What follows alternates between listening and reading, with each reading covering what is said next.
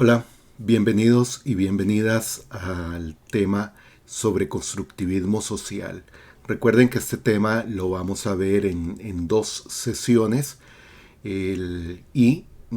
este primer abordaje del video va a ser también en dos partes para tratar de detallar la mayoría de los aspectos principales de esta teoría. Es fundamental que ustedes perciban las premisas, las internalicen y las apliquen a los ejemplos desde la perspectiva del constructivismo social. No pueden mezclar teorías, lo repito, no pueden mezclar teorías.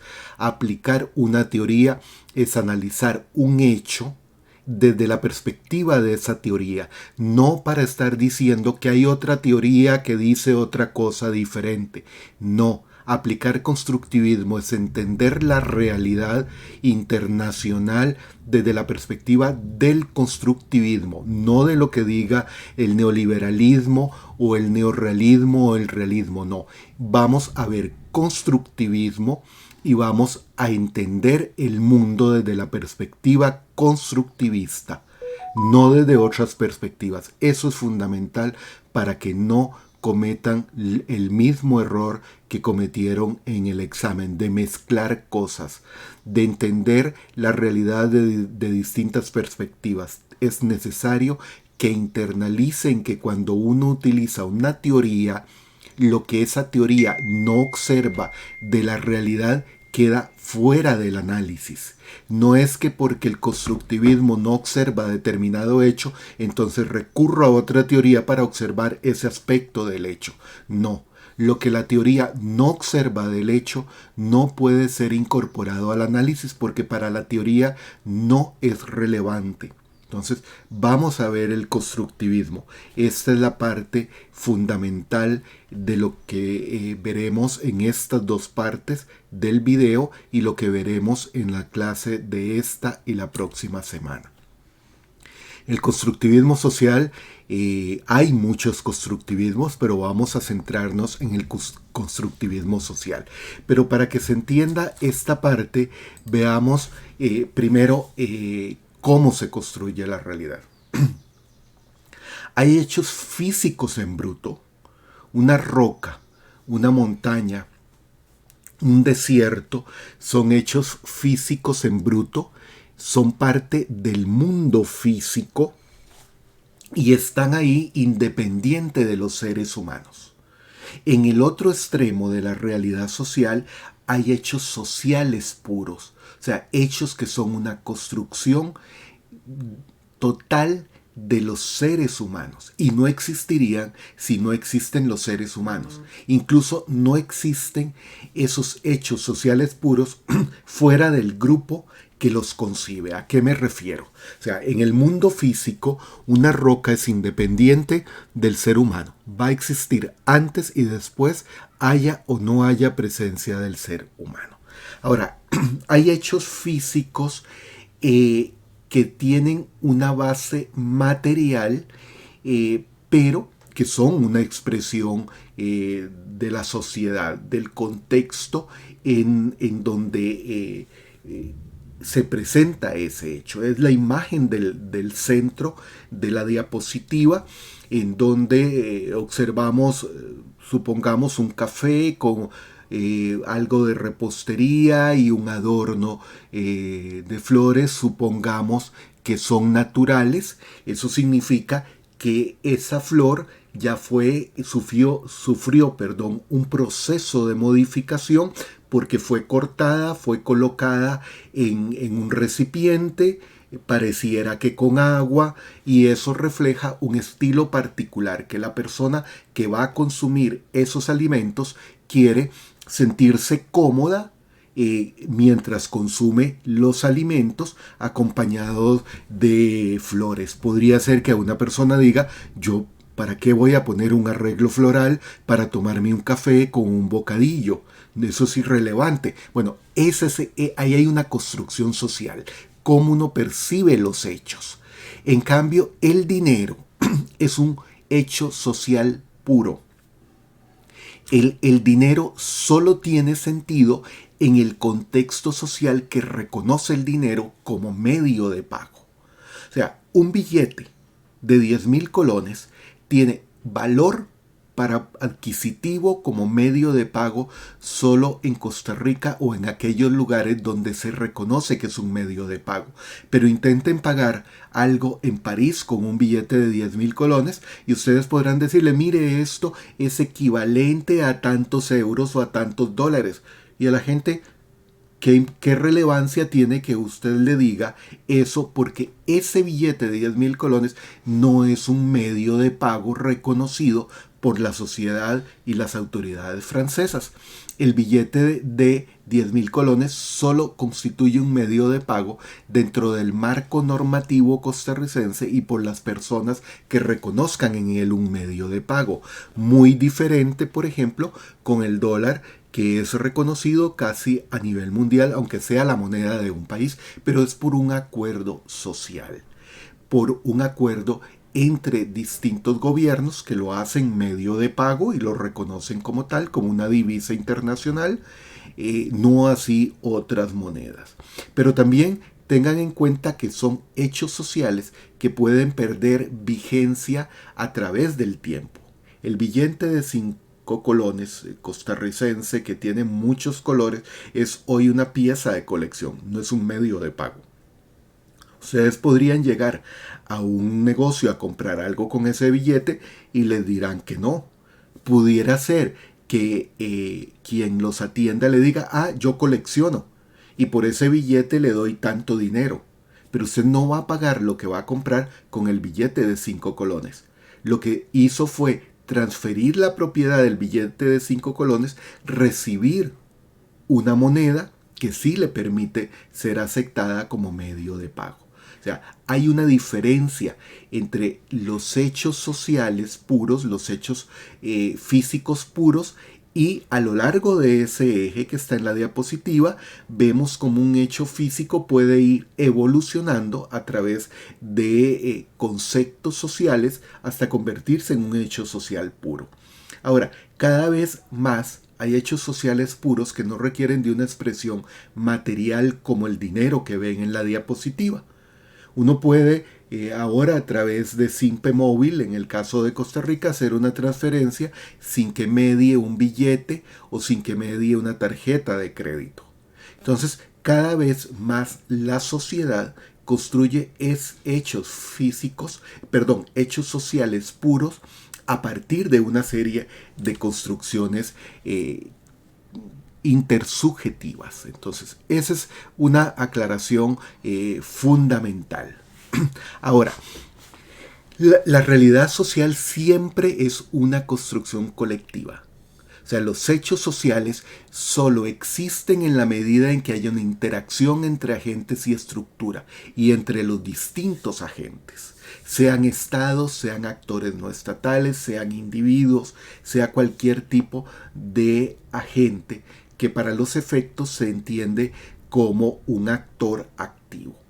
Entonces, en este diagrama, ¿qué es lo que vemos? Hay una serie de 4 agentes que interactúan entre sí, están ubicados en una estructura y que es ese círculo, y la estructura influencia a los agentes e influencia la interacción entre los agentes. O sea, la relación entre Estados Unidos y Panamá es una relación bilateral, pero está condicionada por el sistema internacional anárquico, porque el constructivismo reconoce que es anárquico, no porque otras teorías lo digan, repito, no porque el realismo diga que el sistema internacional es anárquico, el constructivismo dice es anárquico. No, el sistema internacional es anárquico porque es una construcción social de los estados, no porque otra teoría lo diga. Los estados han generado la anarquía como parte de una construcción social. Entonces, la relación entre Estados Unidos y Panamá está influenciada por la estructura del sistema internacional, que es anárquica como resultado de una construcción que han hecho los estados, pero también está condicionada esa relación entre esos dos países por la presencia de otros actores como Costa Rica, México, Europa, China, etc. Entonces, los hechos sociales que se generan en las relaciones Estados Unidos-Panamá son producto, primero, de la interacción entre esos dos estados, de las ideas y de los acuerdos intersubjetivos entre Estados Unidos y Panamá, pero también de la interacción con terceros agentes y de la estructura del sistema internacional. Y ¿cómo está constituido el sistema internacional? Por un acuerdo intersubjetivo entre los agentes que reconocen que hay una estructura internacional anárquica que condiciona a los agentes y condiciona las interacciones entre los agentes. Entonces el proceso es múltiple en ese sentido. De igual forma, entonces, hay una relación entre agentes y estructura. No hay sistema internacional si no hay agentes y estructura interactuando. Pero vamos a ver que faltan otros elementos adicionales a los agentes y la estructura para que haya sistema internacional. Entonces, la relación entre agente y estructura es una constitución mutua. O sea, no hay estructura sin agentes y no hay agentes sin estructura. Y ese no es un problema de el huevo y la gallina. ¿Quién fue primero? No hay estructura si no hay agentes y viceversa. O sea, son de constitución mutua. Y puede variar el sistema internacional si los agentes varían. Por ejemplo, desaparecen los estados y surge otro tipo de agente no estatal. La estructura del sistema internacional se va a modificar de acuerdo a las convenciones intersubjetivas. No confundan convenciones con el concepto de institucionalismo neoliberal. Ese es un concepto de otra teoría. Cuando yo uso convenciones aquí estoy refiriéndome a lo que significan convenciones en el constructivismo social. No pueden traer conceptos de otras teorías, ¿no? Entonces, la estructura en esa constitución mutua entre los estados resulta de acuerdo entre los estados. Cuando no haya estados, puede haber sistema también a partir de actores no estatales que crearán una estructura y la estructura los condicionará. En segundo lugar, lo que mencionaba de que no hay estructura sin agentes y viceversa. Ahora, hay algo fundamental. Para que haya agentes y para que haya estructura a partir de la interacción entre los agentes y entre los agentes y la estructura, es porque los agentes, hablemos de los estados, porque es el sistema internacional que hay en este momento, los estados tienen identidades e intereses y estos no son fijos. Los estados pueden cambiar sus intereses y si cambian en grado excesivo los intereses podrían modificar el tipo de identidad. Por ejemplo, Panamá sin el canal de Panamá no sería el estado que conocemos en este momento. Tendría otro tipo de intereses, como los que puede tener, por ejemplo, Honduras, que no tiene canal. ¿Por qué? Porque el canal es un hecho físico, pero un hecho físico con una exposición social, es un hecho social que hace que la identidad y los intereses y las conductas de Panamá se ajusten a la existencia del canal, que no es lo que le pasa a Guatemala porque no tiene canal. La identidad de Guatemala es distinta a la de Panamá porque hay una variante en los intereses. La acción social tiene distinto impacto en los diferentes agentes. O sea, la decisión, por ejemplo, ahora que es lo que está teniendo lugar en este momento, la acción que manifiesta un presidente en el discurso en la Asamblea General de Naciones Unidas constituye una acción social de ese gobernante, pero que tiene un impacto diferente en los distintos agentes. El discurso de Trump, el de Xi Jinping y el de Putin, tres líderes de superpotencias, tiene sin duda un impacto diferente para los aliados de Estados Unidos, los de China y los de Rusia. Y los vecinos de Rusia leerán y entenderán el discurso de Putin en la Asamblea General de una manera muy distinta a lo que los entienden los vecinos geográficamente de China o América Latina respecto al discurso de Trump. Es decir, la acción social es la misma, es un acto discursivo pronunciado en la Asamblea General de Naciones Unidas por parte de un presidente de un Estado. Pero como el Estado tiene una identidad de intereses particulares y la relación entre ese Estado, entre cualquiera de esos tres Estados, con sus aliados y adversarios es particular, es diferente a la otra. La relación entre China y Vietnam es muy diferente a la relación entre Estados Unidos y México. Por tanto, el discurso de cada uno de esos gobernantes, de ese acto social discursivo, tendrá un impacto diferente dependiendo de la interacción entre los estados. Entonces, no es solo una cuestión de cómo la estructura influye a Estados Unidos, influye a México, a Vietnam o a China, sino cuál es la interacción que hay entre esos agentes estatales. Porque va a ser muy diferente la percepción que tiene Canadá respecto al discurso de Trump en Naciones Unidas que la que tiene México, o la que tiene Rusia respecto al discurso de Xi Jinping que la que tiene Vietnam. Y por último, en este aspecto, todo agente es importante en un sistema.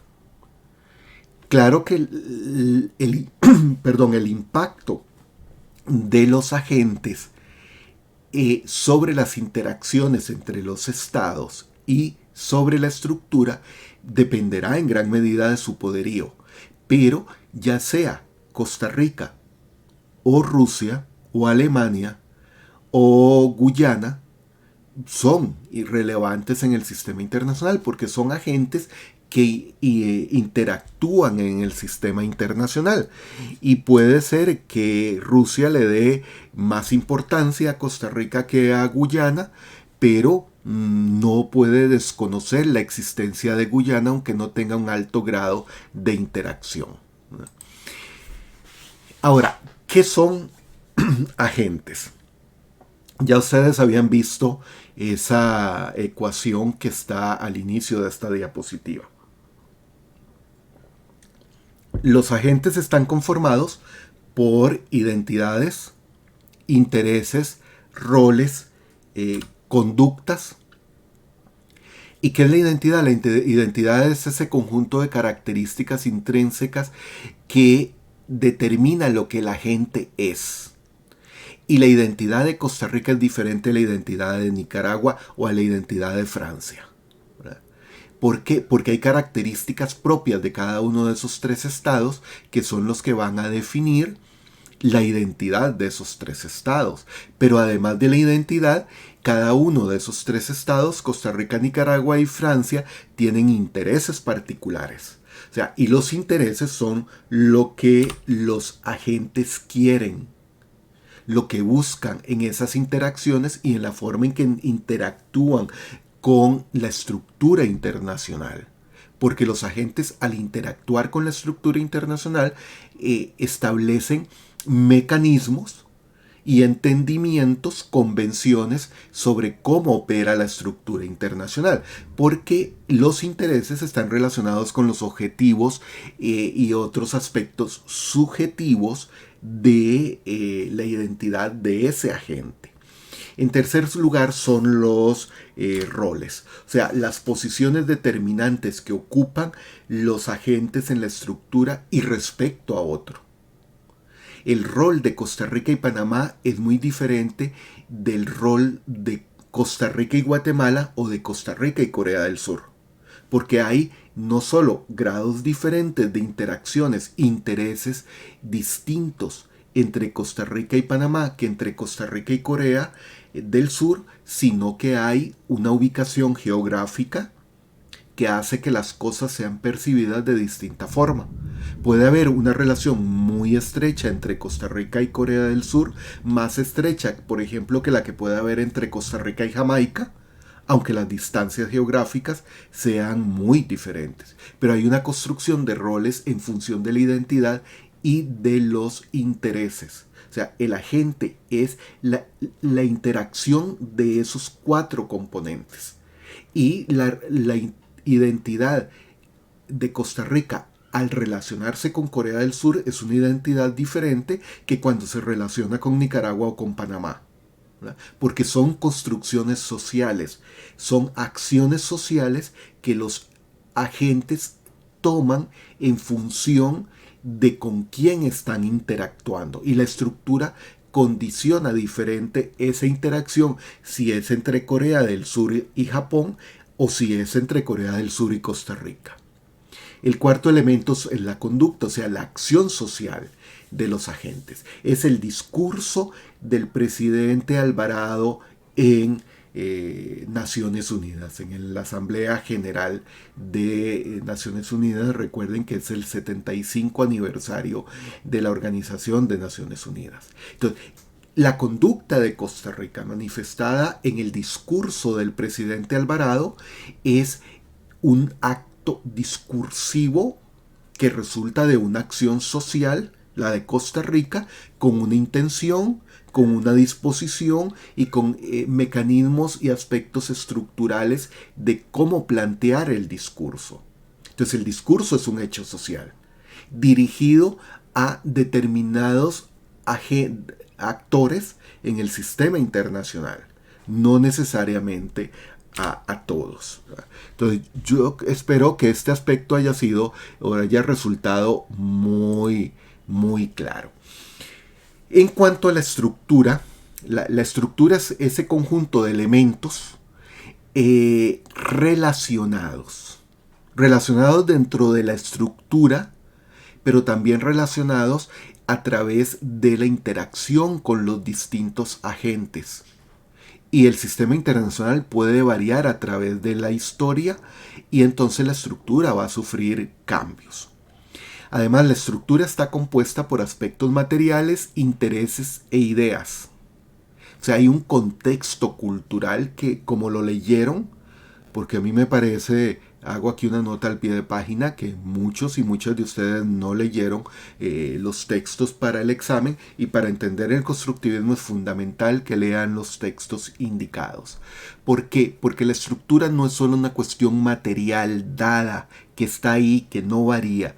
La estructura, además de los aspectos materiales, resulta de los intereses de los estados y de cómo los estados interactúan, porque esa interacción entre Estados Unidos, China y Rusia hoy genera condiciones particulares a la estructura que será muy diferente a la estructura que existía producto de los intereses y la interacción entre la Unión Soviética y Estados Unidos. Pero también hay ideas de los estados, de los agentes estatales, de cómo es la estructura y cómo deben interactuar con la estructura. El componente material es importante, pero no es el único componente. En muchas ocasiones es más relevante al observar la estructura entender los intereses, las ideas, las normas, que son creencias compartidas. Repito, para el constructivismo, no para otras teorías. Para el constructivismo las normas son creencias compartidas acerca de la conducta apropiada de los agentes. Y las interacciones son las vinculaciones a través de los cambios en las conductas, los roles y los intereses. La conducta de Costa Rica hoy no es la misma de hace 10 años, como actor internacional. Y las interacciones de Costa Rica con Estados Unidos y con China hoy son muy diferentes a las interacciones que tuvo Costa Rica con esos dos países hace 15 años o en 2010. El cuarto aspecto que influye mucho en la estructura es la socialización. La socialización resulta de un proceso de rutinización y aprendizaje. De un proceso en donde los agentes adquieren rutinas que es lo que permite mantener la dinámica del sistema internacional y no que todos los días o todas las semanas varíe. O sea, Estados Unidos no va a decir hoy ya el sistema internacional no es anárquico porque quise que ya no es anárquico. No, hay una serie de rutinas y aprendizajes que hacen que el sistema internacional sea anárquico. Si todos los estados hoy se ponen de acuerdo, puede ser que mañana el sistema internacional no sea anárquico, pero tienen que construir e internalizar a través de ese proceso de socialización el que el sistema internacional deje de ser anárquico, como lo es en este momento por un acuerdo de los estados. Esa parte es fundamental y no deben perderla de vista. Ahora bien, la realidad, como dije, es una construcción. El mundo existe independiente de lo que los agentes y los seres humanos hagamos. Podemos imaginarnos como individuos un mundo pacífico, un mundo en donde no hay fronteras estatales, o los estados escuchen el discurso o lean el discurso del presidente Alvarado en Naciones Unidas y verán un discurso idealista, y el mundo existe independiente de esa representación del presidente Alvarado sobre el mundo y lo que él quiere en nombre de Costa Rica que sea el mundo, ¿verdad? Por otra parte, los agentes observan, se aproximan, acceden y crean representaciones del mundo a través de la intencionalidad. Si ustedes escuchan, y recomiendo que saquen un buen rato para escuchar los discursos de los distintos mandatarios en Naciones Unidas, y lo que verán es la representación de cada mandatario de lo que cree que es el mundo. Eso es fundamental, de entender qué es el mundo y cómo opera el mundo. Ahora, esas representaciones que se hace cada gobernante son verdaderas sí y solo si corresponden con los hechos reales. O sea, uno puede crear una perspectiva utópica del mundo, pero esa representación no va a ser verdadera si no corresponde con los hechos reales. Ahora, esto no quiere decir que Costa Rica como agente vaya a interpretar los hechos reales de la misma forma que lo hace Canadá o que lo hace Colombia. No, la representación que Costa Rica y Colombia tienen del mundo es verdadera solo cuando coincide con los hechos reales. Ahora, pueden llegar a conclusiones diferentes. Y lo que diga el presidente Duque y lo que diga el presidente Alvarado son representaciones de lo que cada uno de ellos ve. Ahora, es válida esa representación si coincide con los hechos reales. El otro aspecto es que hay una relatividad conceptual. O sea, hay sistemas de representación. Y es a lo que me refería antes. Puede ser que Colombia vea la situación en el Mar Caribe y cómo interactuar desde una perspectiva muy distinta a como lo ve Costa Rica. Están dadas sobre hechos reales, pero son sistemas de representación. Son producto de la relatividad conceptual. Y hay factores que influyen en la representación. Factores culturales, factores históricos, factores de las interacciones con otros agentes, de la posición, del poder y de otra serie de elementos. Entonces tienen que tener en cuenta cómo se construye la realidad. Otro aspecto importante son las lógicas de la acción social. Básicamente se identifican tres lógicas. La lógica de la argumentación, que corresponde a aquellas teorías en donde basan la explicación de la acción social va a través de una argumentación, a través de un discurso, y lo veremos más adelante en el curso con otras teorías. Hay una lógica del consecuencialismo, o sea, lo que predomina en esa lógica es el observar las consecuencias y es producto de todas las teorías realista e incluso neoliberal, parten de esa lógica del consecuencialismo y está la lógica de lo apropiado. Para el constructivismo social lo que se enfatiza es la lógica de lo apropiado, porque lo que va a observar es el rol constitutivo de las ideas y cómo se construyen las representaciones para entender la realidad social, que repito, es una construcción social. Eso es fundamental. Ahora, la acción social, ya sea ese acto discursivo, ya sea el envío de tropas para invadir otro estado, ya sea el envío de una nota verbal por parte de una cancillería, que es un acto discursivo también, pero escrito, la acción social descansa siempre en una dimensión intersubjetiva.